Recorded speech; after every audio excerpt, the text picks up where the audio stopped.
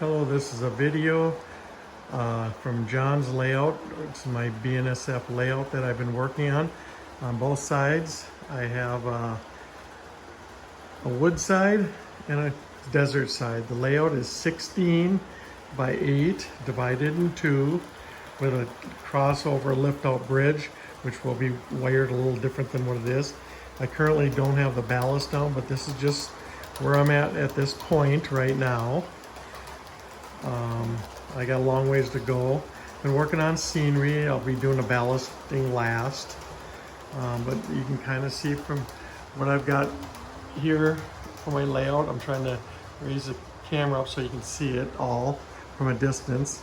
It's a little bit, it's a single track going around with a secondary track with a small yard in the back and a machine shed for BNSF locomotives.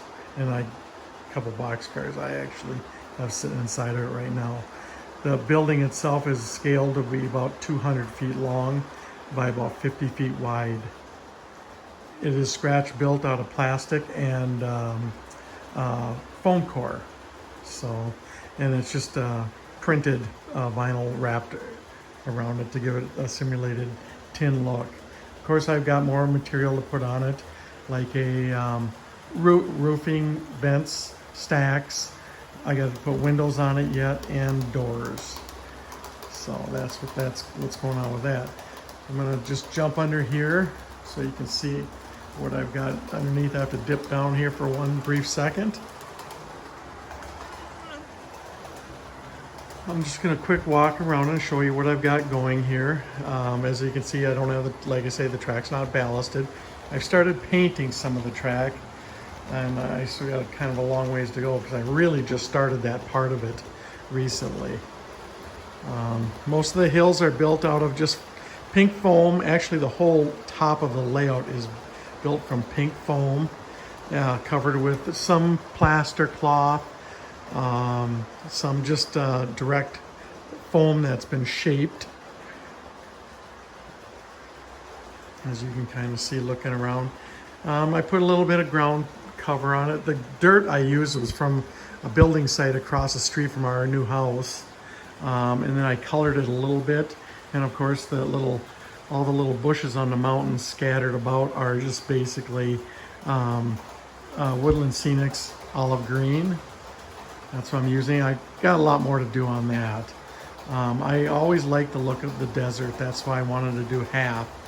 So as you come around this side, you're gonna see at the point of the grain elevator, that's when it's going to slightly start to change over to the northwest. That hill back there is just carved out of pink foam also. That's been carved, painted, shaped, scraped to make it look like that. And it's going to be covered with some more turf. And I might put a background with some trees back there. And you come into my city, which is really my turnaround point to hide the sharp curves that I have. My curves, by the way, are made up of, down at the other end, it's a mixture of 22 and 24 inch Atlas track. That's what I've got going in here. And then as you come around, there's some very wide curves. I'm not sure what the radius, it's all flex track. Over here is a 27 inch curve. And then as you go behind the city, that's a 24 inch curve using Atlas 24 inch curved track. This is the city I got. A lot of these buildings I built myself. Some you can tell are just pre-built kits. But a lot of these I did build and paint myself over the years. I've got a ton of buildings, many more than what you see here. There's some paper buildings in the back. The background scenery on the wall, all the clouds and everything, I built myself, or painted myself. Train comes through the city right here as it transitions to a full, complete forest area. And there's going to be more trees. I still have many more to build. I built the whole river scene. The river itself is about 8 feet long by itself, and it's 22 inches deep. As you can see, the trees that kind of start to cover the mountain. Just a little note, my video does appear to be a tad yellow compared to what it actually is. It's a little more green than what it shows on the video. So the trees, the pine trees, I made myself, absolutely from scratch. There's several videos online how to do that. If you need details on how I did mine exactly, just send me an email link, and or even just ask me a question. I will be happy to tell you. I might even make a video on that. The deciduous trees are super trees. I bought in 2 kits and made quite a few from there. It took me a while to get it down. The leaves on the trees are a mixture of sawdust that I bought and some of material from Scenic Express. The water that I use to make the river is a product called Envirotech. It's very good resin acrylic. Works really good. It's pretty easy to work with compared to some of the other products that are actually made to do this. I like it better. The other stuff is okay, but this worked best for me. So, and yeah, you can see up on my hill all these pines I made. And just to give you an idea, the pines take about 2 to 4 minutes a piece to make once you have all the material prepared to sit down and make them. And then the deciduous trees, they can be kind of timely to make. If you've made them, you know what I'm talking about. Got a couple little deer drinking, one drinking out of the water. A little family of them kind of back in the woods a little bit. It's hard to focus on them back there. And actually, I got one sitting there mounted where he's running away from the train coming down the track. So the track itself is very reliable. It runs pretty good. I can let it run for an hour or 2. It doesn't seem to matter. I have many engines I've tried running on it, and even cheaper ones seem to work pretty good on it. So, but yeah, this is basically the hill, again, built out of all pink foam. The rock cliff I built is all carved out of pink foam. Just using a knife and a little bit of, I have a rubber mallet I kind of pound it with after I cut it to make it smooth. You know, kind of shaped more like rock. So it works pretty good for me, at least for me. I can give you more details on that if you want to ask questions about it, how to do it. So the layout itself, I started about April of 2020. I built the canopy portion of the layout first, as you can see all the way around. It was something I wanted to do. I just did it to give the train some cool lighting where it wasn't so just bright in the room. Right now I do have the room lights on for the video. I'm going to shut them off right now so you can see what it looks like. The reason I put it on was I wanted, now with the light up, you can actually see it just directs the light right to the layout itself. Unfortunately, my crossover bridge gets a little dark. Okay, we're gonna go back underneath.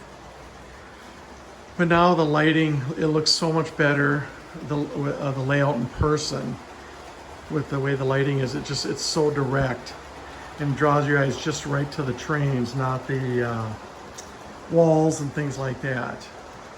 So the top canopy is made out of just 1x4 and 1x3 fine lumber. I use really good quality lumber when I do it, but still it's not overly expensive.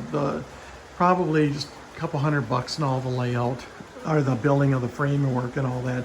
And the outer part, I just use brown masonite, cut and shaped, cuts pretty easy, and it's relatively inexpensive. And I think it's actually the most common material that people use when building a layout.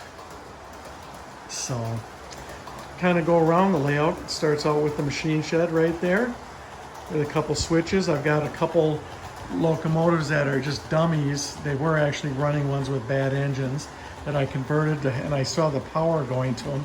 So with a switch, I can turn lights on and off at a control panel. I don't even have all the control panels set up, but they do turn on and off with a switch. Then it travels 16 feet down to the end and turns around, hits the grain elevator and the small yard that's set up over here. And just before entering the city, it hits a curve in the back and starts its, I guess, southward direction. And it heads through the town, goes through the crosswalk or crossover road. I'm gonna put signals there. I just right now only have the little signs from when I had a country layout. And I actually still am gonna put a little bit more buildings in the background eventually. They're gonna be kind of faded back a little bit so they look like they're in the distance. This empty spot here, I'm saving that for a gas station that I don't have yet. I just gotta buy it, so. This side of the layout is ready for ballasting. I am gonna put more trees here, but I might do the ballasting here first on this side, just because I wanna do something different other than sitting there building trees. Got my little cabin in the woods. This is about 14 feet down from the city itself. That's way back there. So, you know, again, like I say, the train will come through, come around the curve, and it enters my bridge. The bridge works very well. It is just, I just got a piece of wiring with a really nice clip that it goes to. It works extremely well. I am going to put a little frame over the sides just in case. I don't really run the trains very long or fast across it. I have run them at full speed just to see how well they stay on it. And there's no issues because it goes on it straight and comes off it straight for about just a little short distance before the curve. So, but all in all, the track itself works very well. And then the secondary track, the yard, is full powered, so I can run the trains back and forth all I want. And it'll go all the way to the yard. Again, I do have to paint all this track, and I'm going to put gravel on this track. So, you know, I'm not sure exactly how I'm going to do all of this yet. That's why a lot of this isn't even painted yet, because I may put more switches down here. I may decide here, I might connect it, crisscross it right here, or I'm going to do it back over here at the outer part of the yard, kind of not far back from where the spur track comes off to go into the grain elevator itself. And the grain elevator track goes all the way to the back corner. It's about 1.5 feet beyond the elevator itself. So, and actually a lot of this track in the yard is just sitting there. It's not even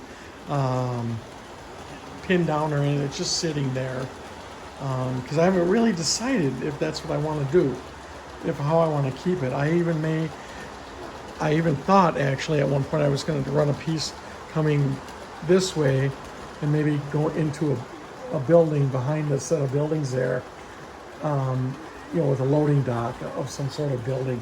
I haven't decided any of that yet. Also behind the buildings back over there, I do have a portal, so I can decide, if I decide later, I can run a train out into my family room. And that is a possibility, but probably not for a long time. And plus I would have to get some approval from my wife letting me use our family room that way. So this is a room I built special for the trains. In our house, it was actually meant to be a storage unit, a storage wall room. So the room is 8 by 21, and like I say, the train's 8 by 16. Gives me a little space around the outer part, so I'm not taking up so much room. I didn't want to go all the way to the wall, which I almost was going to do and cover that door, but I decided just to allow myself some space. On top of the layout itself, where I've got the canopy for the lighting, it actually, you can use all that for storage. I've got it supported very well, and it's really strong. So, anyways, I'll give you one more little walk around to look at the water and the lake. The water came out absolutely beautiful. I've done almost like it's all the artwork and painting myself of the backdrop and everything. And the backdrop is masonite also, just painted light blue, and the clouds were just air. I used a small cheapy air sprayer gun to do the walls, the clouds, and they're very light.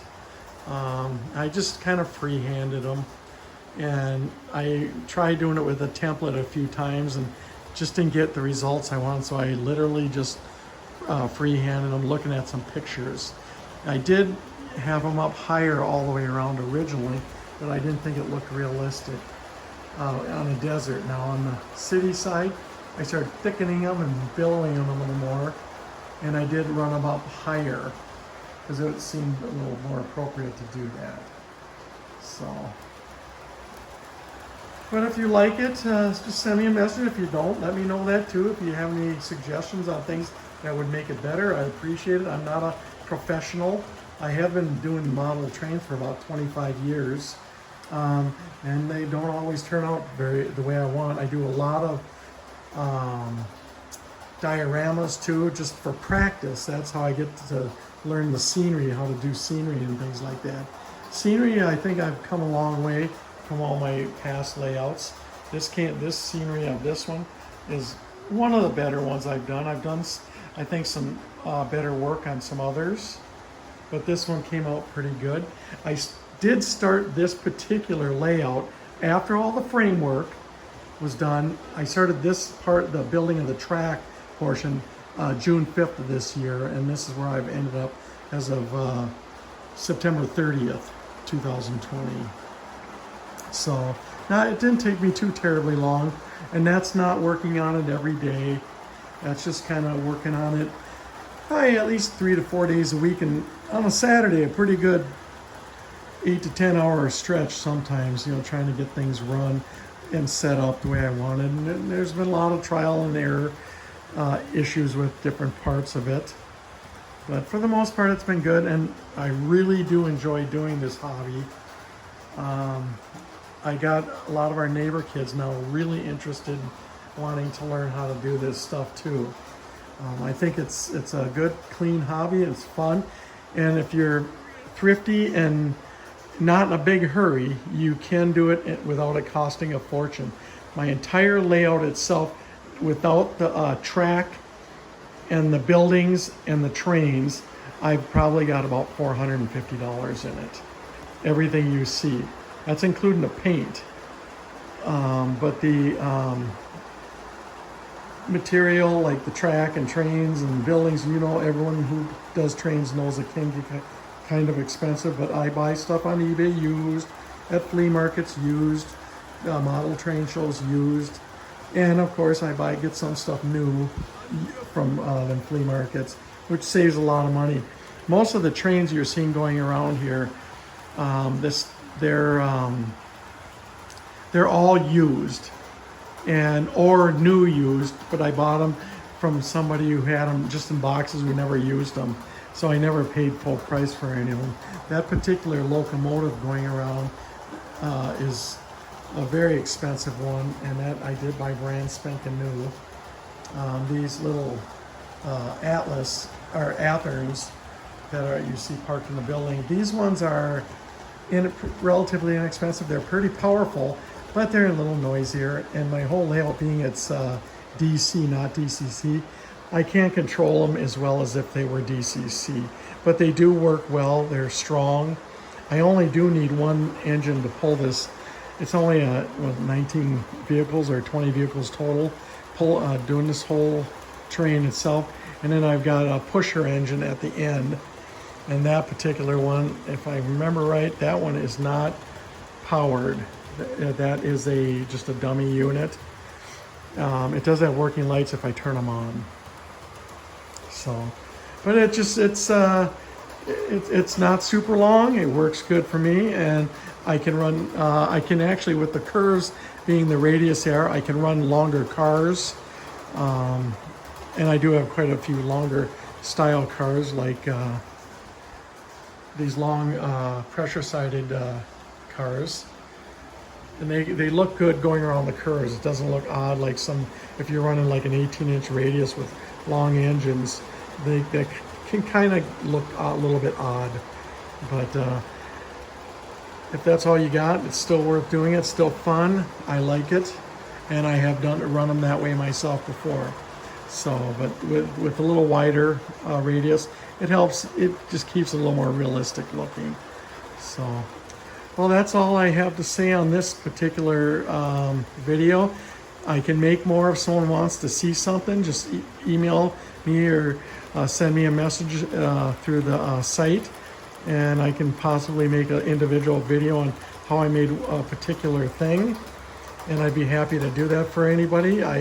I'm not a professional. I do the best I can, and I'm willing to show you what worked for me, the best I can do it. And if it works for you, that's great. If it's not something that works for you, and not everything works for everybody, but what's here did work for me. So like I say, I'm happy to share any information, and I'm happy for any input. So click on my subscribe button or send me a message. Click like or dislike if you don't like it, but it's something that I like to hear input from, and I love showing my trains, and I will be having more, as every year I do build one to sell also. It's usually a freestanding smaller layout. So all right, well, thank you for watching, and I'm just going to run the video for about 30 more seconds so you can see what I have.